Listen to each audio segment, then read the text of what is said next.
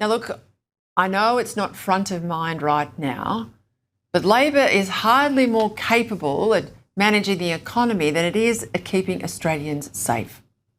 Today, the Treasurer, Jim Chalmers, released the annual mid-year economic and fiscal outlook, or we know it as MYEFO.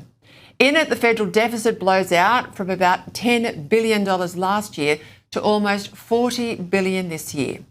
Now, naturally, Chalmers boasted that this was some sort of economic wizardry. He said this is the only mid-year update that has delivered a better bottom line every year of the forward estimates.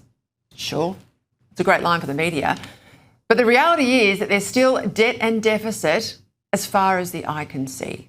And typically, any improvement is due to changed forecasts, not better government policy. Now, I call this fiscal astrology, and it's about as accurate as a fortune teller.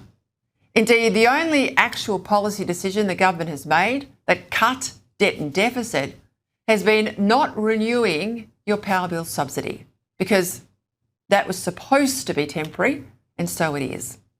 But that was only needed in the first place because Labor's emissions obsession had caused skyrocketing power prices.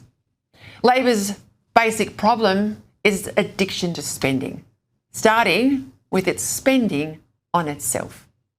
Now, rightly, the Bondi massacre has driven attention away from Labor's travel routes. They will come back. The Prime Minister was claiming all last week, wasn't he, that the whole travel entitlement saga was nothing to do with him. It was all set up and run by a fully independent body. It's introduced at arm's length. I'll let the Independent Parliamentary Expenses Authority do their job. Well, wrong. Wrong. That is a lie. In fact, it was his own government that a few weeks prior to the last election broadened the definition of party political events that could then be billed to the taxpayer. He claimed that all of his errant ministers' spending was, quote, within the rules. Well, wrong again. The official rule book says, simply stating that a parliamentarian's use of expenses was consistent with the rules may not be enough to meet the obligations of the framework. Ministers who can't be trusted not to splurge on themselves can't be trusted to manage the economy.